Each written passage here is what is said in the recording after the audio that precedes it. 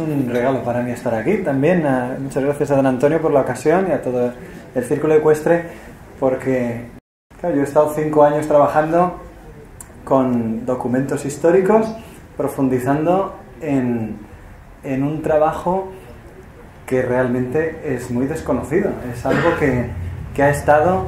Claro, porque decimos, ¿por qué la película ahora podemos decir que ha estallado? ¿Por qué podemos decir que esto está sorprendiéndonos? Que la Virgen está moviendo algo que parece que supera todas las previsiones. Porque Garabandal, el director de mi tesis, me dijo: José Luis, yo no tengo ni idea de lo que significa, no había oído en mi vida la palabra Garabandal.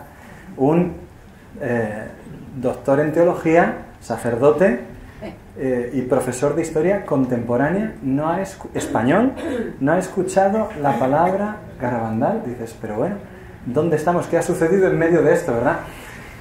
Pues claro, yo cuando me vi con él dije, la providencia me ha dado un profesor que comprende el tema. De hecho, en la primera reunión que tuve con él me dijo, de hecho, José Luis, es que si la Virgen habla, esto es más importante que un concilio. O sea, fíjense, claro, si la Virgen nos habla, si la Virgen nos dice una palabra para guiarnos, claro, eso es una ayuda espiritual. Claro, entiéndanme que el concilio, ¿verdad?, es una dignidad máxima, pero la Madre de Dios es la Madre de Dios. Si ella nos habla y estamos seguros que nos habla ella, podemos estar seguros de que vamos por buen camino si le hacemos caso. O sea, eso es así, ¿verdad? Entonces, claro, dices, las apariciones no van a venir nunca a decir nada nuevo, el concilio tampoco, y una homilía tampoco va a decir nada nuevo, nos tiene que llevar a lo esencial. Vienen el concilio, la homilía y los mensajes de la Virgen a ayudarnos en nuestra vida concreta de hoy. Y lo que nos dicen es lo esencial y lo fundamental que necesitamos vivir si lo aplicamos bien, ¿verdad? No como se ha querido aplicar a veces el concilio, que se habla del espíritu del concilio y que de concilio no tiene nada, porque el concilio es una cosa santa, el Vaticano II, que hay veces que se ha querido decir lo contrario de lo que dicen los documentos para hacer lo que le ha dado la gana a unos cuantos. Bueno, pues claro, yo me veo con ese profesor y digo, me ha tocado la lotería. Pues le digo, don Miguel, no se le ocurra morirse a usted porque le necesito. 2 de febrero de 2015 muere don Miguel, pero de repente, o sea, con 55 años dando unos ejercicios espirituales, una enfermedad súbita que nadie esperaba, ni él mismo, y fallece, 3 operaciones muy rápidas, y me dejó con la tesis a media. Dije, bueno, pues si la providencia me ha traído hasta aquí, me ha permitido llegar a terminar la tesina, empezar la tesis doctoral, si esto va adelante, bueno, pues aparece otra profesora con el mismo interés, el mismo entusiasmo, la misma fe, y protege y defiende el proyecto. Pero en medio de eso, pues don Miguel era un hombre que quiso reflexionar mucho, que andaba para ver qué es lo que la teología, qué es lo que está diciendo la Virgen, y la profesora Carmen Alejos dijo, mira, yo quiero que esto me lo documentes paso por paso, que todo lo que hay aquí no lo pueda toser nadie. Quiero documentos y fuentes para que vayamos a la verdad de los hechos. Pues yo creo que el resultado es una obra de la providencia que nos permite, bueno, pues vamos, yo el primero, porque yo no sabía hacer tesis doctorales, yo no había hecho nunca ninguna, y hacer eso para mí con estos 2 profesores ha sido un auténtico regalo. Y veo que profundizar en eso, en el mensaje de la Virgen ahí, pues lo veo ahora, ¿no? El hecho de que lo que está sucediendo pues es un regalo. Pero volvemos a la pregunta, ¿y cómo puede ser que ahora esté siendo conocido de nuevas algo tan grande que ha sido completamente desconocido durante tantos años?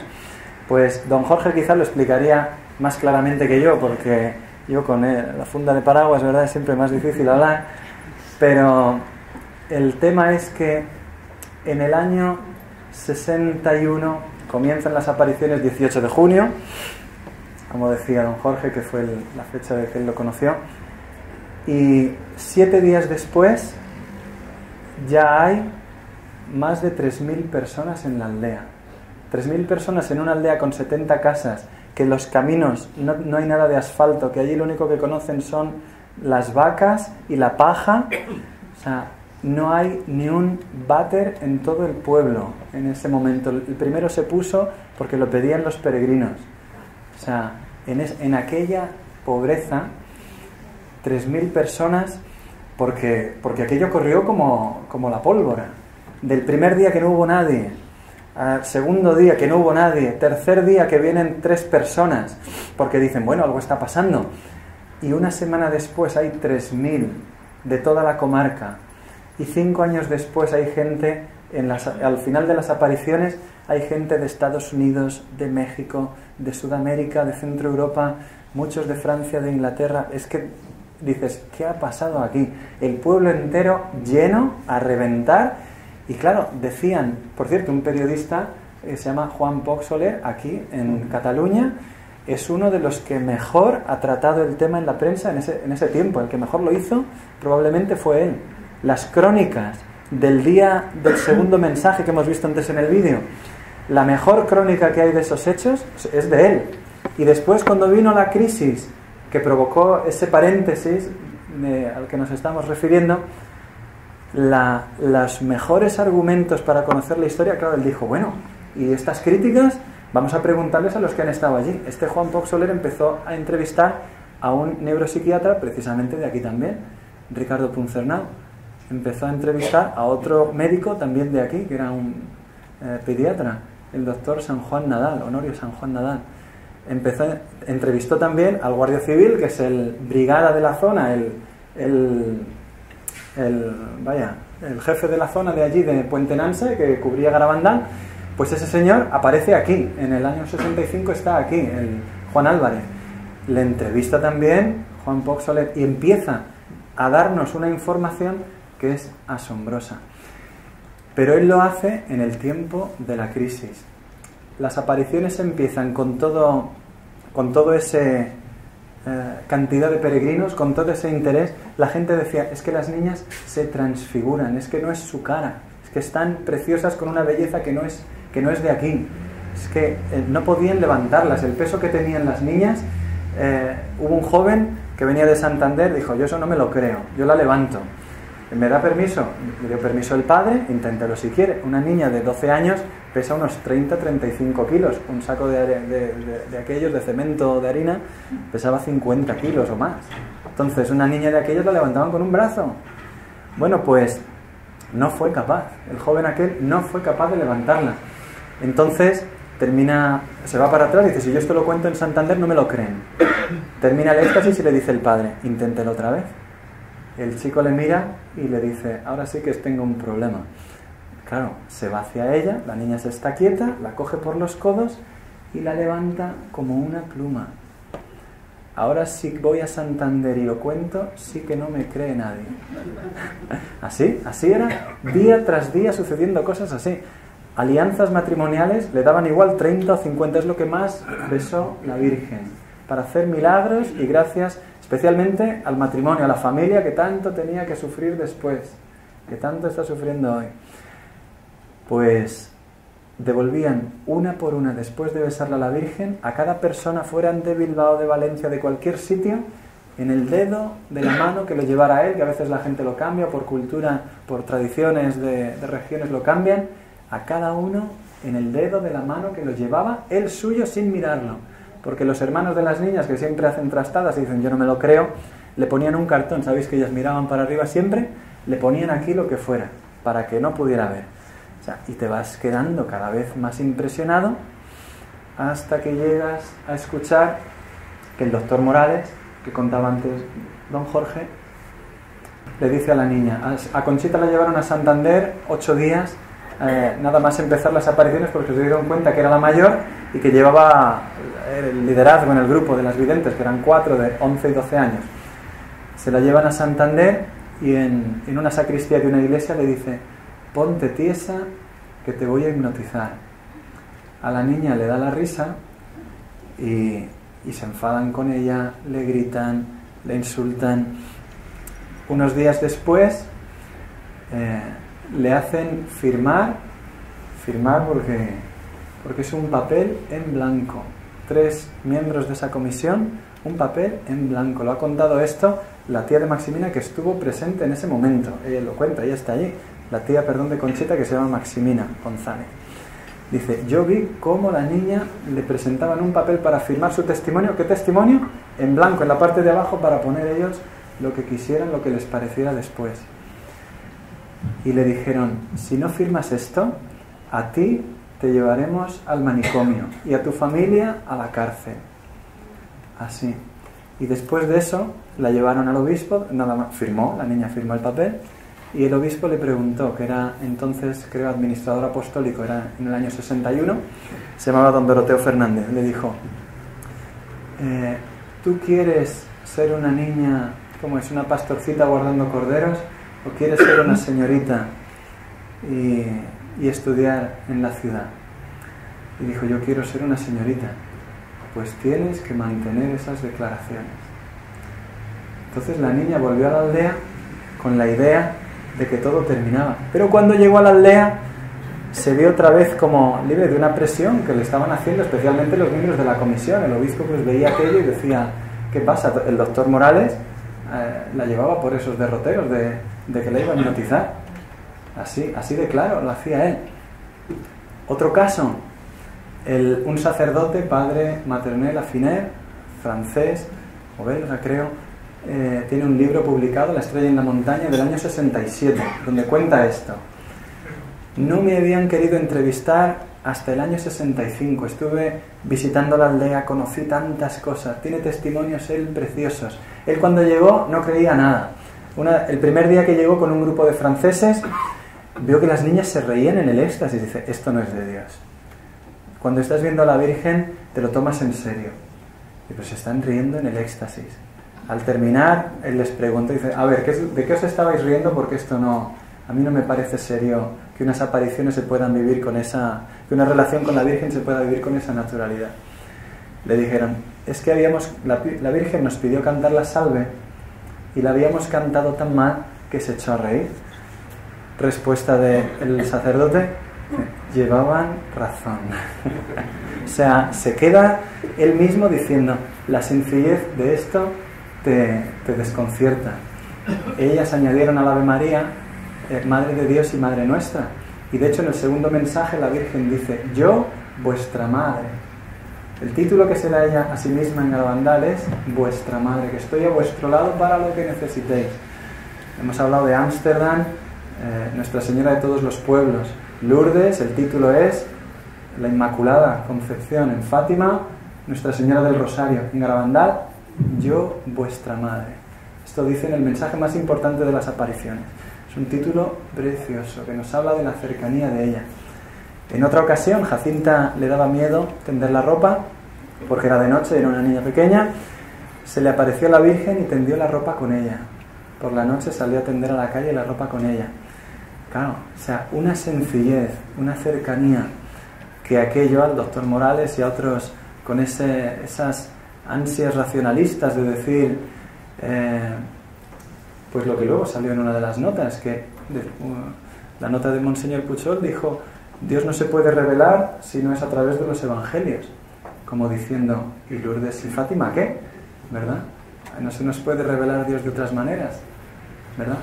O sea, hubo un momento ahí muy duro. Pues Maternel Afiner, el sacerdote que hablaba, le sucedió que le entrevistaron finalmente le hicieron la entrevista en un restaurante, que a él ya eso le desconcertaba. Dice, ¿qué entrevista, qué testimonio se toma comiendo en un restaurante, verdad? Mejorando lo presente.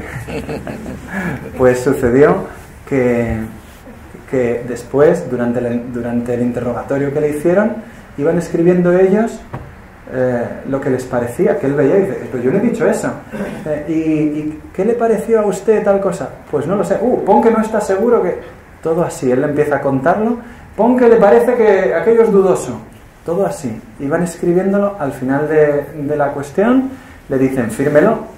Yo no firmo eso. Lo escribe él, Y delante de mí, en letras mayúsculas, escribieron mi nombre.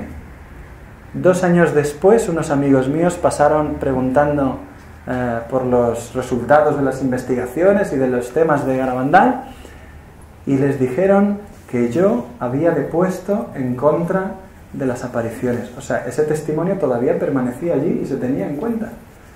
Claro, cuando se tiene que hacer un juicio y uno sabe que el testimonio de las videntes ha sido firmado en blanco, que el testimonio de los testigos ha sido tomado de manera tan irregular, pues uno dice, claro, el pobre veredicto que ha podido hacer el obispo cuando le entregan eso, pues es limitado, ¿verdad? No puede saber mucho de lo que pasa. De hecho, todavía más.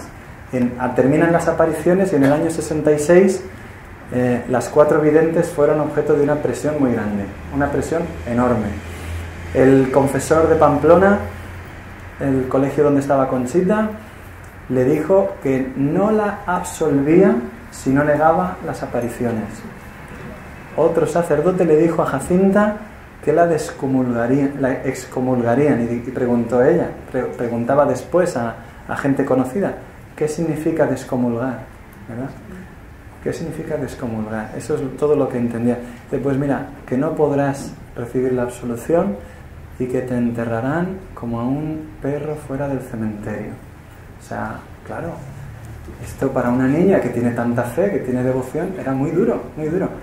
En ese momento, en el 66, con esa presión encima, cuenta Félix Ochaíta, no son cosas mías, lo que les cuento está todo en cuestión de documentos y testimonios, no es ideas mías. Que Félix Ochaíta, un teólogo de la Sociedad Mariológica Española, cuenta que él ha leído las negaciones que las niñas hicieron. En ese momento de presión, las 4 negaron las apariciones y lo firmaron en el 66. Hablé antes de que firmaron en el 61 en blanco, en el 66 ya firman, pero con muchas dudas, con muchas dudas. Ochaíta, que ha leído las negaciones, que no son públicas, son en el obispado, se conservan, dice, es que afirman unas cosas y niegan otras. Dice, el milagruco, lo de la comunión visible fue real, pero otras cosas, y las otras dicen, claro, dice, y las de Jacinta, las más dudosas de todas, dice, si las otras dicen que no fue verdad, pues lo mío tampoco será. O sea, a eso lograron que sacara. O sea, no salió, no pasó de eso. Claro, en ese momento y con esas negaciones en las manos, hubo 4 documentos que dicen, mira, la comisión está en contra, las niñas lo desmienten. Pues hubo 4 documentos hasta el año 70 en los que se dijo que Garabandal quedaba el caso pospuesto, rechazado. Es el Constat de Non, aquel famoso. Sin embargo, sucede algo absolutamente desconcertante. En el año 71 ponen de obispo de Santander a uno que había sido miembro de la comisión, que conocía lo que se había hecho al principio y después, y era Monseñor del Val. Pues este obispo estuvo 20 años al frente de Santander, y en esos 20 años se va recuperando todo poco a poco. Hay un tiempo como de calma para que las videntes entonces salieron de la aldea. Conchita tiene unas palabras que dice, cuando llegué aquí a Nueva York, dice, por fin fue feliz sirviendo a los pobres del doctor Domínguez, a quien ayudó como enfermera. Dice, encontré la paz y como la libertad que no encontraba en mi pueblo por la presión que tenía encima constante. Pues entonces el Monseñor del Val, en ese tiempo de espera, por ejemplo, apoya la conferencia de Morales. Morales da esa conferencia por una razón muy concreta. Cuando él dice, yo había dicho antes, y sobre mis informes estuvo aquella condena sobre Garabandal, ahora quiero decir que científicamente tengo pruebas de la verdad de Garabandal. Eso dijo él, médicamente. Que pues esta conferencia la dio con conocimiento y permiso, lo comentaba él, comentaba Morales, que era amigo y compañero de la comisión del que ahora era obispo, Monseñor del Val. Entonces, como una circunstancia absolutamente providencial. Después de eso del Val, levantó las medidas disciplinarias que se habían puesto por las que no podían subir sacerdotes, que comentábamos que después ya no había subido más San José María Escrivá u otros santos, ¿no? Levantó del Val aquellas prohibiciones y además nombra una segunda comisión para conocer la verdad de los hechos. O sea, esto significa que en el año 89-91 que actúa esa comisión, pues el tema no está pasado. El tema no es algo archivado y cerrado, sino que está abierto y que queremos saber qué pasa. Y esa comisión, el informe de ellos, se manda a Roma. Y en Roma, en el 92, Ratzinger, futuro papa, escribe una carta sobre Garabandal, que esa pues la hemos conocido ahora. Esta se publica por primera vez con la tesis doctoral. Muy interesante, muy bueno. Ratzinger dice, mira, la comisión ha dicho que no sabemos, el non constat que hablaba don Jorge. Pues si no sabemos, quiero decir, en Roma lo han leído, les interesa. Bueno, Conchita fue recibida en Roma y Jacinta también. Habló varias horas delante del cardenal prefecto, que era el cardenal Ottaviani, en el año 66 fue una y en el 75 creo la otra. Y el cardenal dijo, este es el caso más interesante de todos los que estamos estudiando, que son más de 30. El más interesante de todos es Garabandal. O sea, esto es muy serio. Así lo recibió él. Y entonces fue la entrevista de Conchita con Pablo VI, que en algún momento hubo dudas sobre ello, hoy ya no la niega nadie. Que Pablo VI, de manera privada, a Conchita le dijo, yo te bendigo y conmigo te bendice toda la Iglesia. Y a un jesuita que le consultó sobre el tema, el padre Javier Escalada, le dijo Pablo VI, tenéis que darlo a conocer. O sea, formarse, conocerlo, saber lo que es, saber la fuerza espiritual que está ahí y darlo a conocer. Porque esto es como una segunda vida de la Virgen en la tierra, porque se apareció como 2000 veces, es que era como una segunda vida de la Virgen en la tierra. Y no hay palabras para agradecerlo. Esto le dijo Pablo VI, beato, a Javier Escalada. O sea, los argumentos son desconcertantes. El interés, claro, eso no es una aprobación, eso es una opinión personal, un interés que expresa el Papa, pero la aprobación tiene que venir por los canales ordinarios normalmente. Entonces esos canales son los que ha dicho don Jorge. Desde la carta de Ratzinger en el año 92 hasta hoy, en la carta más reciente es del 24 de junio de 2015, se mantiene el non constat. O sea, ahora mismo está todo abierto, los fieles pueden acercarse. O sea, los frutos son enormes. Quien se acerca allí nota una presencia de la Virgen asombrosa y la Iglesia espera para probar unas apariciones que dé fruto en las almas. En el preestreno, una señora tomó el micrófono, pasaron el micrófono a todo el público, que había allí más de, creo que eran 130 personas. Quien quisiera pudo hablar. ¿Qué les ha parecido la película? Tomó el micrófono, bueno, muchas personas dijeron, mira, yo pensaba que esto, siendo una producción tan pequeña, pues que iba a tener muchos defectos, que los tiene, pero tengo que decirles que estoy absolutamente emocionado. Y yo trabajo en estas cosas y sé lo que es el cine y me ha dejado desconcertado. Bueno, pues les iba a contar una señora que tomó el micrófono y dijo, me llamo Monse Moreno, soy de Granada, en el año 2012 llevaba yo 15 años enferma, postrada en cama, con una enfermedad degenerativa y sin curación, que se llama espondilitis anquilosante. 15 años enferma, con 3 hijos creo, y llegué a Garabandal con mi esposo y le dije, he sentido esta mañana que no tenía que tomar las medicinas. ¿Estás loca? O sea, el marido no entiende nada. Que sí, y vamos a... Sí, estoy loca, sí. Y vamos a ir a rezar a los pinos. Dice, pero si hoy no te puedes ni levantar, con esa enfermedad se sueldan los huesos y no pueden tumbarse, si se tumban no pueden levantarse, necesitan ayuda para todo, vestirse, ir al baño, todo. Pues en esa situación ella tenía unos 45 años y dice, pues vamos pasito a pasito. Y como dicen los andaluces, se van despacio, llegan, rezan el rosario y bajando de los pinos ella siente un vaído y pierde la conciencia hasta 2 horas después. Entonces el testimonio continúa a su marido. Salió corriendo, ella no lo recuerda, y yo detrás de ella, digo, ¿a dónde va? Llegó al hostal donde estábamos, se tumbó en la cama y se quedó dormida. Y yo dije, no me hago ilusiones, pero ella no puede correr, ella no se puede tumbar sola, pero yo no me hago ilusiones. 2 horas después él estaba allí rezando el rosario, que echaría fuego las cuentas. Entonces ella se despierta y se pone de pie de un salto. La respuesta de su marido es: yo ya no necesito ver más.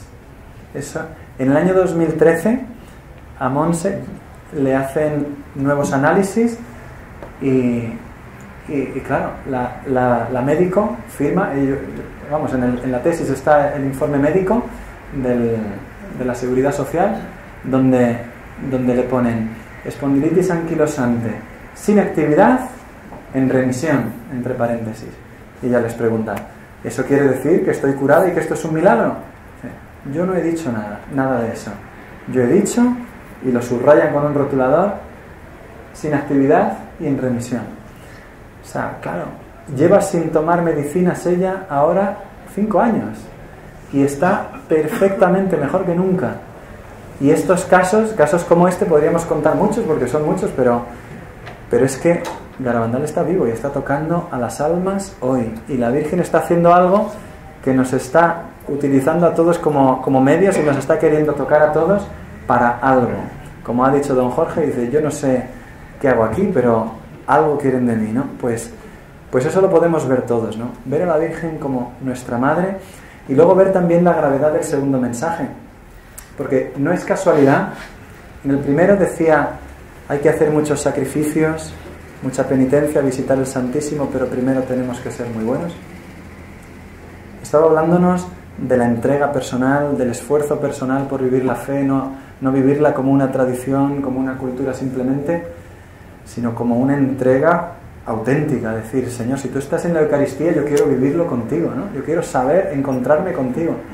Bueno, pues en el segundo mensaje la Virgen empieza diciendo: como no se ha cumplido mi primer mensaje y no se ha dado mucho a conocer, os diré que este es el último. O sea, son palabras que empiezan hablando con una gravedad clara, que no se la ha tomado en serio. Ella ha dado todas esas gracias extraordinarias para algo y pide correspondencia. Y esa correspondencia la vivió muy bien Juan Poch Soler, Ricardo Puncernao, que una vez las niñas, a este médico, una de las niñas le firmó una nota y le dijo: don Ricardo, la Virgen me ha dicho que todo saldrá bien y que usted triunfará. O sea, triunfará, yo lo entiendo en cuanto a su lucha por ella, porque él hizo una de esas entrevistas en los momentos más difíciles, cuando todo se quedó cerrado en ese momento, hasta que luego llegó otra vez a abrirse en los años de don Juan Antonio del Val, el obispo que estuvo tanto tiempo. Pues claro, él plantó cara a esa situación de confusión y dijo: miren, se puede decir, porque las notas oficiales decían: esto ha sido un juego de niñas, o sea, las niñas nos han engañado. Entonces Ricardo Puncernao se subía por las paredes. Dicen: claro, o sea, un juego de niñas y levitaban. O sea, las niñas cuando juegan levitan. Bueno, pues que me lo expliquen a mí, ¿no? Un juego de niñas y las niñas corrían a una velocidad que eran incapaz de seguir de los jóvenes hacia adelante o hacia atrás. O sea, unas marchas extáticas que eran desconcertantes. La devolución de los objetos, dice él, podrían ser casualidad en 1, 2 o 30 ocasiones, pero no en las miles de ocasiones que sucedían. Y así con tantas otras cosas. O sea, la lucha de los buenos ahí está en no cansarse, en decir: la verdad padece, pero no perece, dice Santa Teresa. Y los frutos y lo que está haciendo la Virgen es tan grande como que va adelante a través de la fe de los fieles. Y cómo se ha abierto paso poco a poco, hasta ese non consta, que ahora permite la maravilla de que llegue a tantas almas un mensaje que es como una catarata. Porque yo paso por allí alguna vez, voy rezando y se me acerca una madre, luego se me acerca el padre, luego un hijo, luego el otro hijo y el otro, y acabo confesando a 5 o 6 personas de seguido que van buscando a Dios, y Dios está queriendo tocar las almas hoy. O sea, a mí me sobrecoge eso, me desconcierta.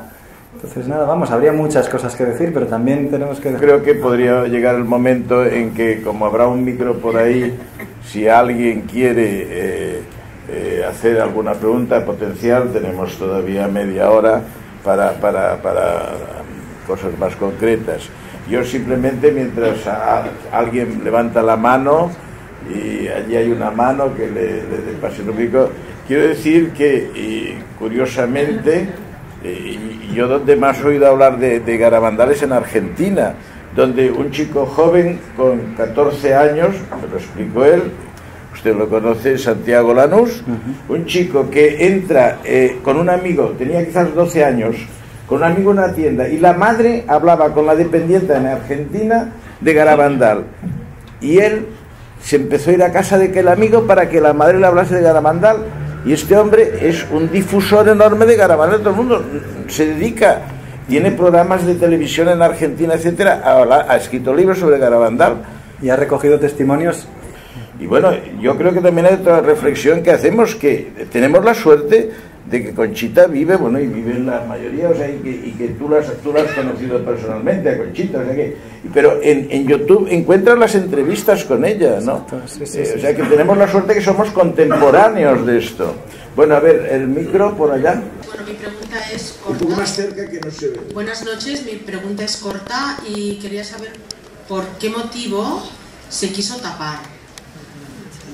¿Cuál fue el objetivo de que no quisieron que trascendiera de las apariciones de la Virgen? Yo diría que hay una frase que suele decir el obispo de Alcalá, que es: hoy en día los católicos experimentamos de alguna manera un cierto sentido de orfandad social, de como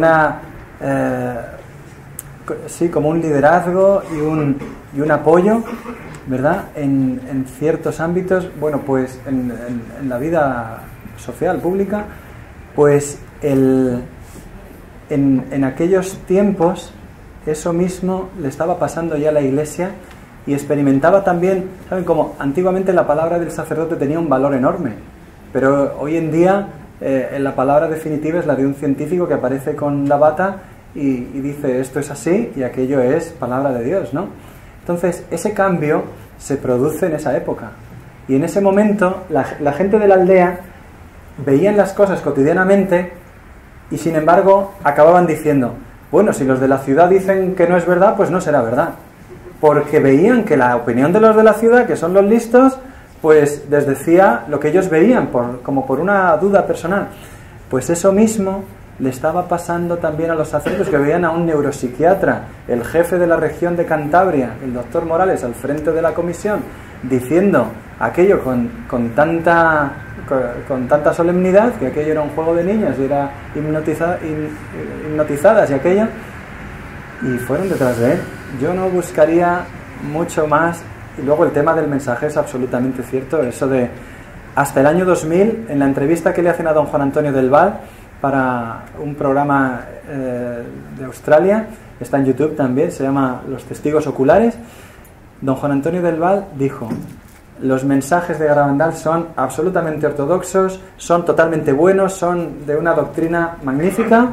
Dice, lo único que me hace dudar es lo de los obispos, sacerdotes y cardenales. Dice, pero bueno, en el 2000 todavía estamos con esas. Pues tuvo que llegar el año sacerdotal, que fue un año de muchos ataques a la Iglesia, y Benedicto XVI, en el libro de Últimas Conversaciones que ha sacado recientemente con Peter Sewell, dice, tuve que destituir a 400 sacerdotes, muchos sacerdotes. Y dijo, y además tuve que cambiar las normas del Banco del Vaticano, del IOR, muchos obispos y cardenales. O sea, estamos ahí, ¿no? O sea, tuve que porque se estaba utilizando aquel banco como para blanquear y tal, y Benedicto con mucho dolor dice, las dos cosas que más me han hecho sufrir ha sido eso, dentro de la Iglesia ver el mal. Entonces, o sea, pues más recientemente lo hemos visto con claridad, vaya, pero yo creo que eso nos da un poco de luz de cuál fue el problema de aquella crisis, y cómo hoy en día tenemos más perspectiva para poder entender que el mensaje era completamente sano y nos venía con mucha prudencia a anunciar algo que necesitábamos saber, porque nos hubiera dado mucha ayuda, ¿no? Recordar las palabras del Evangelio que dice, el trigo y la cizaña están juntos, dejadlo a que juzgue Dios, y vosotros procurad ser trigo, trabajad por el trigo, no juzguéis y no seréis juzgados, ¿no? Vamos, que juzgue quien tenga que juzgar y que lo haga bien. Muy bien. La Virgen también anunció unas señales que parece que tengan que estar próximas, ¿no? Aviso, milagro y castigo. Eso es. Esas tres gracias extraordinarias es lo que nos hacen un poco como decir, pueden venir dificultades, porque de hecho en Garabandal se habla de que vendrán dificultades para la Iglesia. Se anuncia, con ese anuncio profético también se anuncian momentos difíciles, muy difíciles. Vendrá una gran tribulación donde la Iglesia parecerá que está a punto de desaparecer. ¿Y cómo se llamará esa prueba? Y la Virgen nos dijo que comunismo. ¿Y qué significa comunismo? Las niñas no sabían de lo que estaban hablando. Igual que en Fátima, o igual que en Lourdes, donde la niña Bernadette le dijo al párroco: la Virgen ha dicho que es la Inmaculada Concepción. Tú no puedes saber eso, ¿no? Entonces esto es de Dios. Él lo vio así.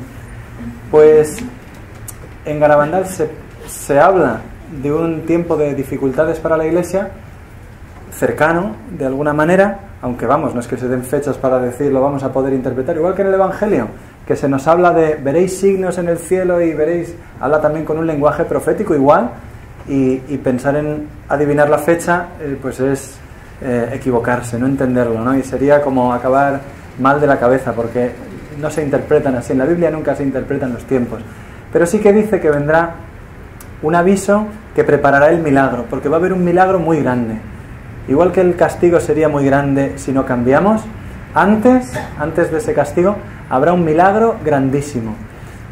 Y es curioso porque hemos visto en el vídeo las imágenes de la comunión, el milagro de la comunión visible, que las niñas le llamaron milagruco, Conchita, porque dijo, es que eso no es un milagro, eso es una cosita muy pequeña, es un milagruco. O sea, yo pensaba que iba a hacerse de noche en pleno día, algo más así grande, ¿no? Que volemos, algo serio. Dice, pero que de repente aparezca la forma consagrada en mi lengua cuando yo comulgo, eso sucede cada vez que comulgo del ángel. Pero no era así, solo sucedió ese día, el 18 de julio del 62. Pues ella dijo, ese es un milagro muy pequeño. Y cuando anunció este milagro, que está por venir, dijo, va a ser más grande que el milagro de Fátima, que vieron más de 70.000 personas, todos los que estaban en la explanada de Fátima, creyentes, ateos, fervorosos y infieles, todos lo vieron, y salió en los periódicos al día siguiente que el sol había girado, que parecía que caía sobre la explanada, cambiaba de color, una lluvia enorme y de repente todos secos. O sea, un milagro de ese tamaño. Conchita le preguntó entonces al Señor y a la Virgen, eso se lo dijeron en locución. Le dijo, ¿y ese milagro tan grande para qué viene? ¿Para convertir a mucha gente? Para convertir al mundo entero, Conchita. O sea, la vocación de Garabandal es enorme, tiene una capacidad y una llamada en la Iglesia a dar como una luz de Dios muy importante. Y para que ese gran milagro tenga sentido, pues claro, es un milagro enorme. Pues además los enfermos que estén allí ese día sanarán. Dice, todos los enfermos que estén. Yo no he dicho, la Virgen no dijo que todos los enfermos que estén sanarán, dijo los enfermos sanarán. No sé si todos o no todos, no, es lo que dijo ella. Y dijo, ella lo anunciará 8 días antes para que la gente tenga tiempo de acercarse. Y en el arco de un año anterior sucederá un aviso para que lo tomemos en serio. Y ese aviso es una gracia espiritual que han tenido ya santos como el cura de Ars, que dice en una de sus cartas, yo lo pedí una vez y todavía no me recupero. O sea, pidió ver su alma como la de Dios. Y es el santo cura de Ars, patrón de los sacerdotes. Y dice, hace meses que sucedió y todavía tiemblo cuando lo recuerdo, de la impresión que me dio ver mi alma, la pobre que es, delante de la majestad y la misericordia de Dios. Dice, pero ¿qué estoy haciendo con mi vida? Pues esa gracia que tuvo el cura de Ars, o Santa Teresa, o San José María Escrivá, también cuentan gracias muy parecidas. San José María contaba el beato Álvaro del Portillo, decía, hoy he visto mi alma como la de Dios. Un día que tuvo un shock anafiláctico. Bueno, pues gracias así va a ser ese aviso que sucederá en el arco de un año anterior. Y será ver el alma como la de Dios. Y con eso pues será el anuncio, que eso será a nivel mundial, para todos, para creyentes y no creyentes. Va a tener un aire parecido al milagro de Fátima, que será para todos. Sí. Y después de eso, si no nos convertimos con una gracia tan grande, vendría el castigo. El castigo es condicional, no es seguro. O sea, la gracia de aviso, milagro y castigo, eso es lo que está, tal y como está anunciado. Pero que volvemos a decir, ese mensaje profético, como en el Evangelio, como decir, nos tiene que llevar a decir, es urgente la vida de la gracia, es urgente poner en el centro lo que la Virgen está pidiendo. No nos está pidiendo poner en el centro eso, porque yo he visto libros enteros que solo hablan de buscarle la fecha a estas tres cosas.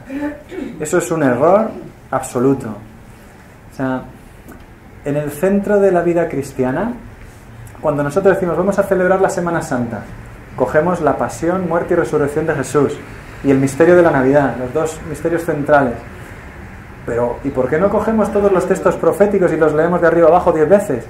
Porque esos son una ayuda a vivir lo otro, pero el centro es el amor de Dios que se ha encarnado, que está en medio de nosotros. Pues de lo mismo habla Garabandal, la maternidad de María, nuestra Madre del Cielo, que está en medio de nosotros con gracias extraordinarias como la de Montse Moreno que hemos hablado.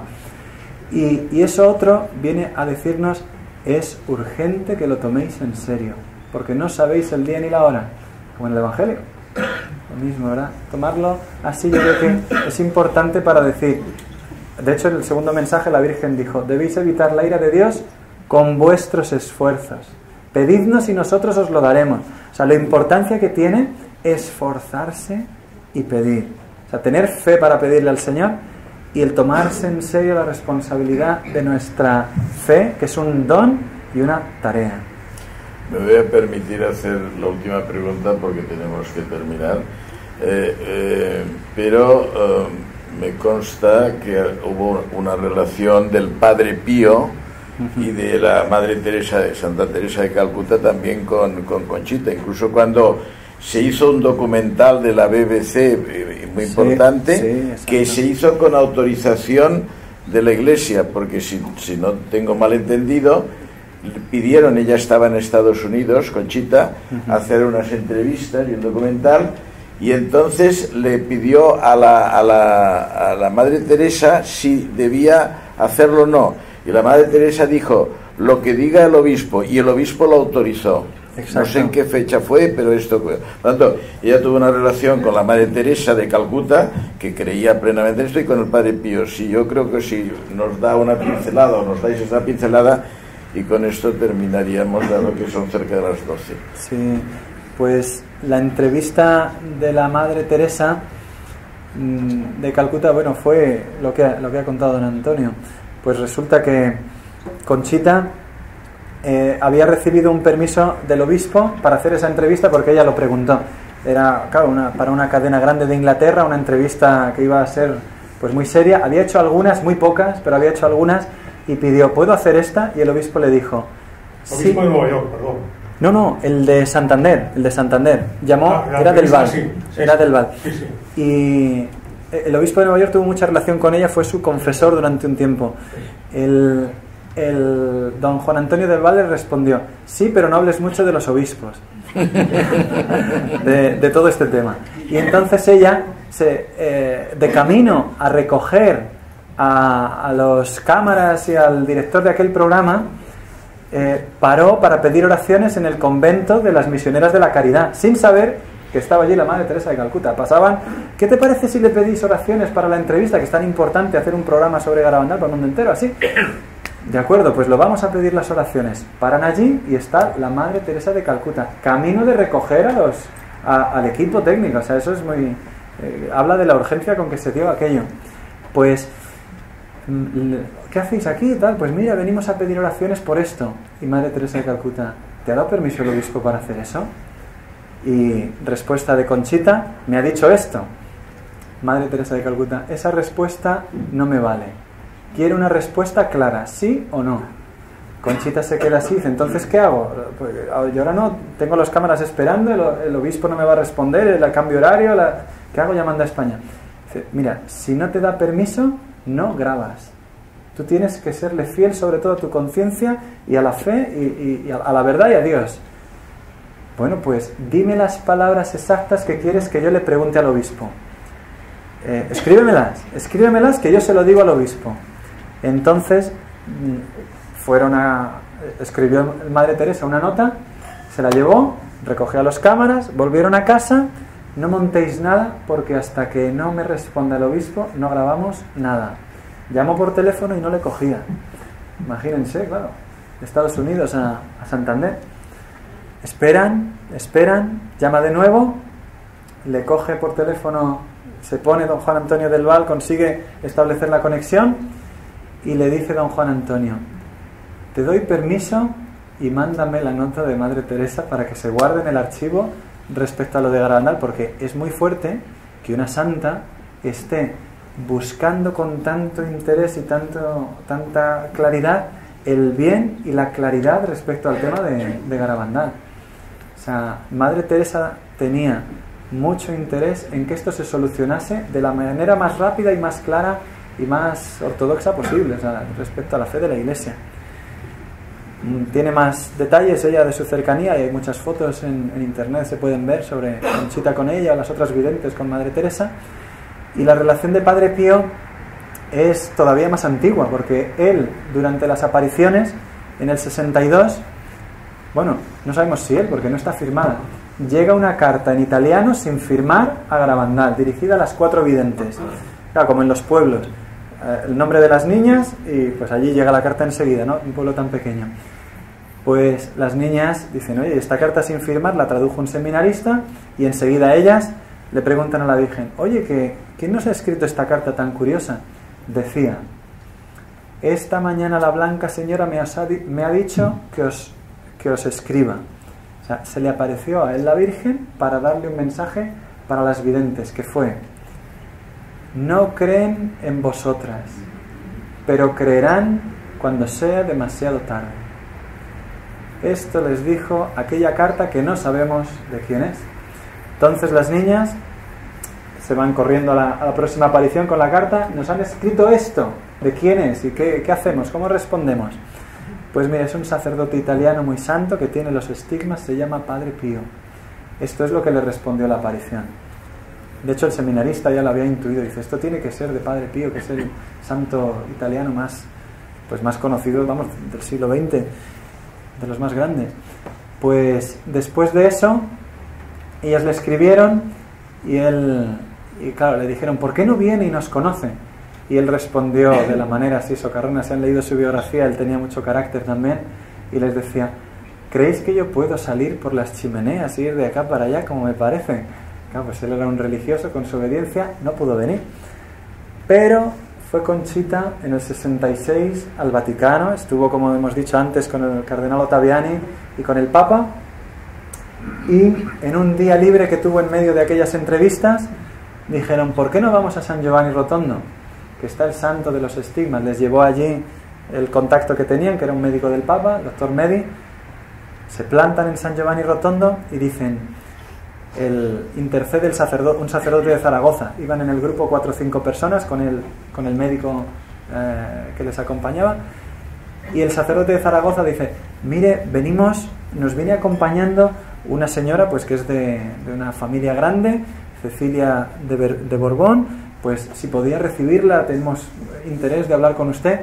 Ella venía pues un poco patrocinando la expedición aquella de la niña, y dice el Padre Pío: lo siento, no me encuentro bien hoy, no les puedo recibir, que espere quizá en las confesiones.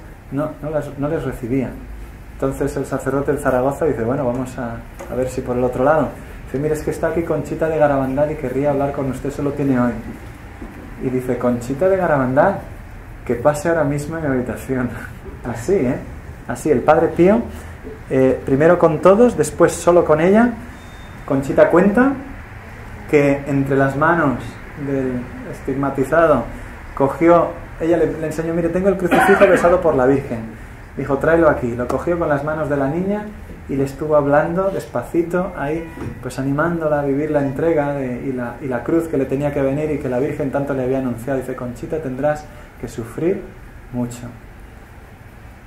Le había avisado eso de la Virgen y nada, pues el Padre Pío les animó tremendamente a seguir adelante con las apariciones. Después él, al morir, es que es para mucho, pero terminamos con la historia. Cuando él murió, Conchita dijo: la Virgen me dijo que él tenía que ver el milagro. La Virgen le había anunciado que el Padre Pío vería el milagro desde donde estuviera, no hacía falta que atravesara chimeneas. Pues, ¿cómo es que ha muerto sin verlo? Y entonces la citaron el hermano que había estado cuidando al Padre Pío la citó para venir a Lourdes y se encontró con ella en Lourdes. Ella lo cuenta en su diario. Dice, yo fui allí con la gran duda aquella y de repente el hermano aquel, no recuerdo ahora el nombre, pero vamos, está en los libros, me dijo, el Padre Pío antes de morir me dijo que quería que el velo que cubriese su rostro en su muerte, que le pusieran, te fuese entregado. Aquí lo tienes. A ella no le interesaba el velo. Le pregunta, dice, pero ¿cómo ha podido morir el Padre Pío sin ver el milagro que me dijo la Virgen que tenía que ver? Respuesta del franciscano, lo vio antes de morir, el milagro. Y no es el único que lo ha visto, porque hay otro sacerdote que lo vio en Garabandal, gritó 4 veces milagro, un jesuita joven de, no sé si tenía, en torno a los 30 años, un jesuita que estuvo allí para estudiar las apariciones, de repente entró en éxtasis al lado de las niñas, lo vio todo el mundo, estaba en medio de, como todos los demás. Ha salido el Padre Andreu. El Padre Andreu. Ha salido, perdón, es verdad, sí, gracias. Y entonces él murió, sus últimas palabras, después de ver el milagro, volviendo, se fue al coche, y en el coche iba hablando con aquellas personas y les dijo la última frase, hoy es el día más feliz de mi vida. Se quedó dormido y falleció allí, después de haber visto el milagro. O sea que a lo que nos llama la Virgen es a una felicidad más grande de lo que nos podemos imaginar. Bueno, pues yo quiero agradecer a los dos. Bueno, es magnífico aquí. Seguro que estaríamos 1 hora más porque nadie se está levantando. Yo observo un silencio total. Muchas gracias